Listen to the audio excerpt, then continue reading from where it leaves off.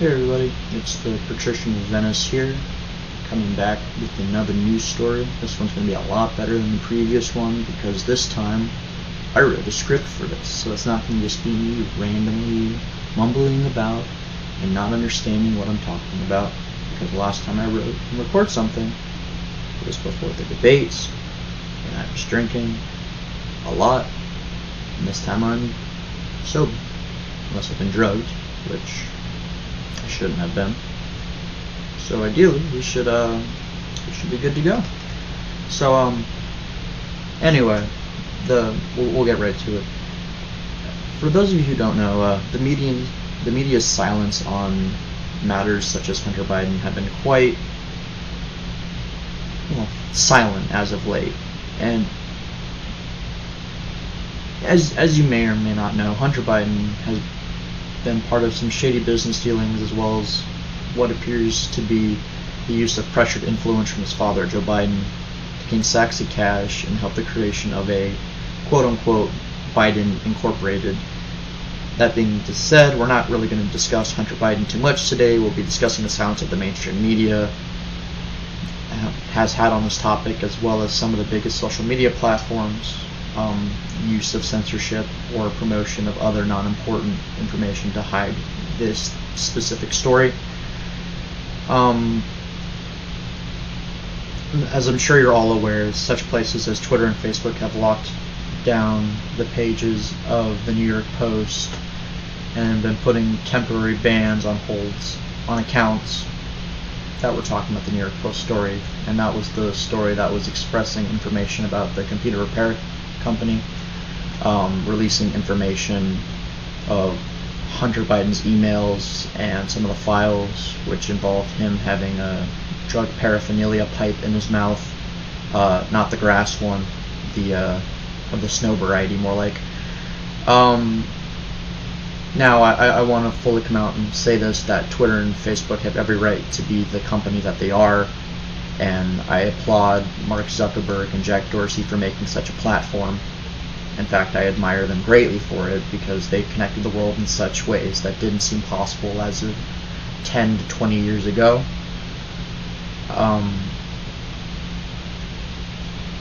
However, the active fact that they are a platform and they are censoring information is something completely disgusting and abusing Section 230, which allows them to have the protections of a platform versus a publisher, because as you may or may not know, they are platforms. Such as a publishing website or a news organization such as CNN. CNN has every right to post every story that they do, but they're held accountable via the law for it, because it's not independent, non-verified people writing information. It's their own reporters and people who work for the company posting information to CNN's website or reporting on the news. So if CNN's anchor, let's say Brian Stelter, comes on the television and says, "Today, folks, I'm going to shoot the president," well, CNN and Brian Stelter are going to be held accountable for it. Or if they're going to ignore the Hunter Biden stories and solely come to protect Joe Biden, as this Daily Wire piece here states, then that's on them. Or if Daily Wire and Ben Shapiro wants to write a report or a piece about how the media has officially become a communications department for Joe Biden, then again, so be it. However, they have to understand that that will be biased reporting towards Republicans and conservatives against the Democrats. And again, they are a publisher here, so as long as they're not posting anything that could be considered illegal per se, then ideally this is okay. And Twitter being able to use, CNN being able to use this same legal capacity. So if they want to ignore the story, that's perfectly fine. That being said, Twitter and Facebook are given special permissions to not be in trouble when someone posts on their platforms. So if I'm on Twitter and I say, guys, out of everything in the world, the one thing I want to do is I want to kill my best friend. Now, the context could be that I want to go kill them in Star Wars Battlefront 2, or it could be I want to go kill them in League of Legends, or I could actually want to go kill them in real life. And they may investigate that report, and I may get some police coming to knock at my door to talk about me wanting to murder someone, but Twitter and Facebook won't get in trouble for what I say in that regard, because they have Section 230, because they're a platform. They're merely hosting my speech. They are not hosting my, they are not actively supporting my opinion on the website. However, as of late, there seems to be a lot of censorship going on, or actively suppressing news, such as the Hunter Biden information, where the news story was locked down and forced to be deleted by Twitter, and then anyone talking about the story had a temporary hold on their accounts placed. That is active censorship of information. That being said, they said it violated the terms of service, but looking back at it now, it's clear that it didn't. It wasn't hacked information. It was given willingly by the owner of the computer, because Hunter Biden never chose to come and pick it up, and after a certain date, it became the computer store owner's property. And once he gave the copy to the FBI and to Rudy Giuliani, it was completely legal and not considered hacked material.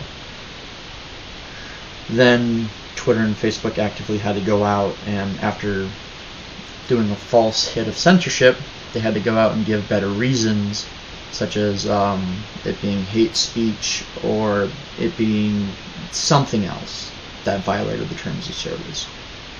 Now, if Twitter and Facebook want to be able to hold information from you and only report or only allow what's reported to be curated through them, then they should lose their 230 protections, because at that point it's no longer a platform of free and open ideas. It is now a publishing place where they're going to get rid of information they don't like and only allow it to be information they want.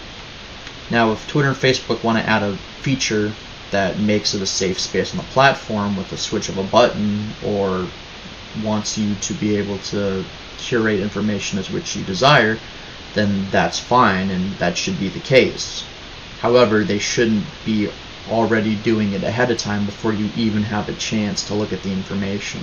So if there's a little switch that bans all hate speech, so I don't see anything with slurs or any negative appearances of specific people I like or dislike, then that's fine. That'll be a willing choice on mine to accept the information or accept the results by flipping that switch. By actively curating the information, I think they're actively harming not only our democracy, but just themselves as a platform. And this isn't me saying that we need to take away Twitter and Facebook's power. This is me saying that it's quite concerning that two media giants in the communications department and in the platforms of public discourse, using such power to curate information, is quite obviously just in violation of 230, especially if they're trying to promote news stories that would help their preferred political candidates and harm ones that they dislike. I'm trying to, when Donald Trump's tax returns were posted on Twitter, that was clearly hacked or unwanted material and didn't have permission by Donald Trump. But that was allowed on Twitter. But when Joe Biden's information was posted on, Hunter Biden's information was posted online, it was clear that this wasn't hacked material, but they said, oh, well, it wasn't approved of by the person who owned it to post it. Now, in most cases, that would be correct, because Hunter Biden didn't approve it to be posted. However, it wasn't his property anymore, and neither were those files the minute that they were legally given to the store owner due to the own information and contract Hunter Biden signed when bringing the computer. If Facebook and Twitter have rules that are outside the United States for things such as Germany, which has hate speech laws, or in Pakistan, which you can't criticize Islam over there, then that's fine. I understand there's a legal code outside the US for other countries. Not every country has the right to freedom of speech like we do here, the Second Amendment, which we're allowed to own firearms. I understand that completely. However, if my information has to be censored to be viewed in Pakistan, that's one thing. But I don't want my information here being censored because of Pakistan. So, if I say something critical of Islam, and it's censored everywhere so Pakistan can see it, that will be upsetting to me. However, if I say something critical of Islam and it's only censored in Pakistan, then that's understandable because Twitter has to follow the rules in those countries, and that's perfectly legitimate. And a perfect reason why they should censor information in specific areas. It's kind of like how YouTube can shadow ban people, and it can be by region. Like the YouTuber Tim Pool on his podcast recently was just saying that every time he looked up his two main channels, they were not being promoted on Google. But when you looked him up in other areas, long and behold, his YouTube channels would be there on the first link, showing that places YouTube deemed specific couldn't see Tim Pool's page, but they could see videos people put in playlists of Tim Pool. It's the fact that these platforms are actively engaging in these kinds of activities is scummy for sure, and I guess legally right now they may have the right to do it, though I think that's up in the air really, and I think some Section 230 reforms will be coming their way to fix this or actively target them to become more unbiased, or at least hold them to the standard of what they're supposed to be doing, whether it's Google or Facebook or Twitter. I don't want to see these platforms broken up. I don't want to see them attacked, by its users, though everyone on these platforms have the right to do it, and as long as they're not violating terms of service that aren't illegal against the country that it's being posted under, then I think that's fine. That being said, I think Section 230 is being abused greatly by every big media mogul, and I think we need to do something about that. You may not agree, and that's fine. I'm only here to give my opinion because I'm not held to any rule that you have to, I'm not held to any rulings that make me required to hold specific views. I'm just simply giving my opinion. And this isn't me talking as some conservative libertarian. This is me just talking as a person who wants fairness in the news. And I know Fox News is atrocious, and I know that there are other alternatives to Twitter, such as Parler. So it's not that I'm stuck using these two platforms. It's just the amount of people on these platforms is significantly higher than what Parler will ever be.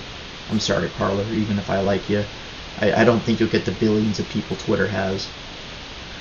I just think we as a nation need to come together and want equality in the news, not equality of outcome, just equality to view information given from any news source. And if the platforms want to give news a ranking or a rating of, CNN's the top news story on Twitter, then I guess that's okay, as long as I'm not barred from seeing the New York Post's story about Hunter Biden. If they want to talk about Ben Shapiro being a white supremacist or anti-trans, well, okay, just don't make that curated up top. Make sure it's, if it's the number one thing talked about, then yeah, let it be on the top page of Twitter. But if it's number 48, but they're inflating it to number 2, it's not a fair distribution of the news, especially when such big things like the election are going on, and every piece of media news outlet has something negative on the president, but the one news site that has something positive on him somehow gets artificially deflated to the bottom of the roster. I just want information to be honest, and I want the news to be, these platforms to be held accountable to such standards that we would hold any other publisher to if they're going to be a publisher. Or if they want to just allow the freedom of expression of ideas to happen, then that's 100% fine. As long as they're not actively censoring information, then I think we can leave Twitter and Facebook alone. But until they do that, I think Section 230 is in desperate need of reform. And like I said, you don't have to agree with me, or you can say there are alternatives, and that's perfectly fine. I'm willing to have that discussion with you. Alright, anyway, I think that would wrap things up, and, next time, tune back in whenever there's a new major news story, or I guess whenever I have the capacity to wake up in the morning to do a news story. Until then,